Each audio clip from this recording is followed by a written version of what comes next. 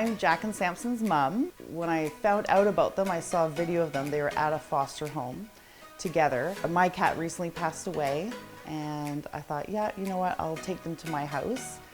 And I had them for a day and knew I wanted to adopt them. Samson had a pretty sad story. He was found living in the grocery cart section of No Frills.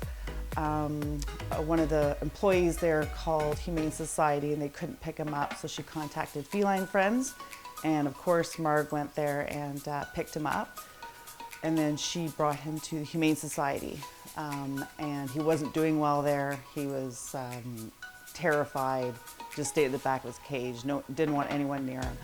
So Feline Friends took him to a foster home where this woman basically nursed him back to health because he was in pretty rough shape. And then he needed more socialization, so he went to another foster home. He still wasn't doing that great until someone found Jack by the dump in St. Mary's, and he was about 4 months old, and he had an injured leg. So she took him in, and then when Jack met Samson's life just turned around. All of a sudden he wanted to live. He was happy.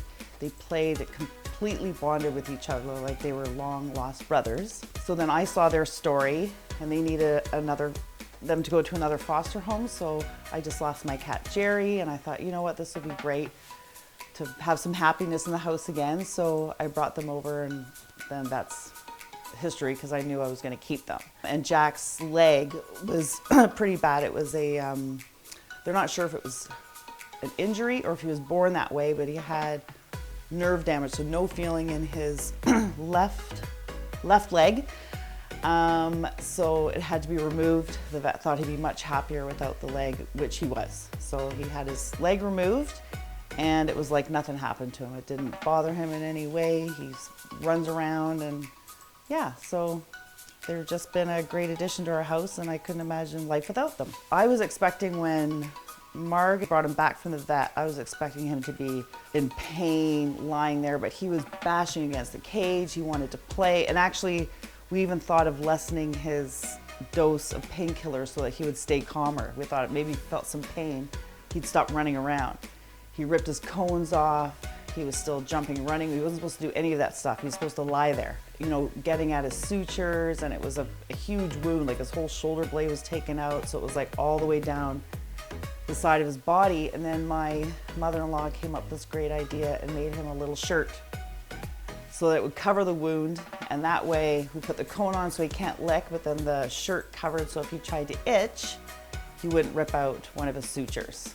When you see the transformation, it just feels so good that you're like, someone was gonna give up on this animal when all they needed was, you know, this patient. So it's just very rewarding to see them start off so bad in health and their mindset to become these happy, healthy, fun-loving cats. I don't think there's such thing as a cat or dog, for that matter, that can't be rehabilitated to love again and trust people.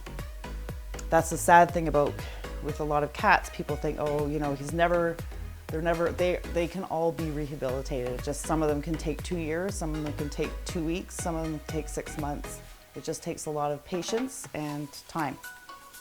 The sad thing about cats is that, you know, when you see dogs running around the street, you'll help them because it's not normal for a dog to be running around the street. But it really isn't for cats either. And you can usually, you know, people mistake a scared cat for a feral cat, and they're totally different. I think that's my biggest thing, is just people are seeing a cat and it looks skinny and not fed. It probably needs help. And to do your best to help it, contact the Humane Society or Feline Friends. Feline Friends is really great with,